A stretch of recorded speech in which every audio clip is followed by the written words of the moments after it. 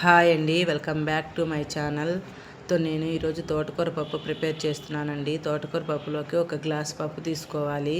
Glass పప్పు నీట్గా wash చేసుకొని ఒక హాఫ్ అన్ అవర్ నానబెట్టుకోవాలండి. ఈ లోపల తోటకూర ఒక పెద్ద గిన్నెలోకి వేసుకొని మంచిగా వాటర్ వేసుకొని 2 టైమ్స్ వాష్ చేసుకోవాలి.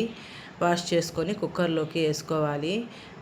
తోటకూరలోకి ఒక 5 పచ్చిమిర్చి, 2 టమాటాలు, ఒక ఉల్లిపాయ, ఒక అర స్పూన్ పసుపు, కొంచెం చింతపండు యాడ్ చేసుకోవాలి. చింతపండు యాడ్ చేసుకున్న తర్వాత ఒక అర స్పూను ఆయిల్ వేసుకోవాలి. ఒక అర స్పూన్ ఆయిల్ వేసుకొని బాగా మొత్తం మిక్స్ అయ్యేలాగా టమాటాలు, పసుపు, ఆయిల్ ఇవన్నీ బాగా తోటకూరలోకి మిక్స్ అయ్యేలాగా మిక్స్ చేసుకొని ఒక 3-4 విజిల్స్ రానివ్వాలండి. రానిచ్చిన తర్వాత ప్రెషర్ అంతా పోయిన తర్వాత ఆకుకూర ఓపెన్ చేసాక దాంట్లో కొంచెం వాటర్ ఉంటుంది కదా, ఆకుకూరలు టమాటా అవన్నీ వేసి ఉంటాం కాబట్టి వాటర్ ఉంటాయి కాబట్టి వాటర్ అంతా పక్కా తీసి ఒక బౌల్లో పెట్టుకోవాలి. తోటకూరలోకి నేనైతే రాళ్ళ ఉప్పు వేస్తున్నానండి, చాలా మంచిది హెల్త్కి.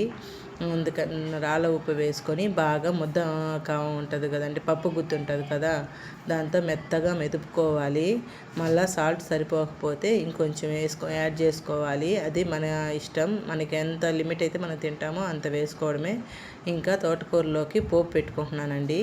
పోపులోకి ఒక 3 స్పూన్లు ఆయిల్ తీసుకొని ఆయిల్ హీట్ అయ్యాక పోపు దినుసులు వేసుకొని ఒక చిటపట అని వేగిన తర్వాత ఉల్లిపాయ, కరివేపాకు కట్ చేసుకొని వేసుకోవాలండి. అవి బాగా గోల్డెన్ కలర్లోకి వచ్చిన తర్వాత బాగా వేగనివ్వాలండి. గోల్డెన్ కలర్లోకి వచ్చిన తర్వాత పోపునెత్తి పప్పులో వేసేయాలండి. ఆకుకూర పప్పులో వేసిన తర్వాత బాగా మిక్స్ చేసి ఒక 2 మినిట్స్ స్టవ్ మీద ఉంచాలండి. బాగా వేడాక కొంచెం బాగా ఉడికిన తర్వాత దింపేసుకోవడమే. ఆకుకూర పప్పు రెడీ. Okay, bye.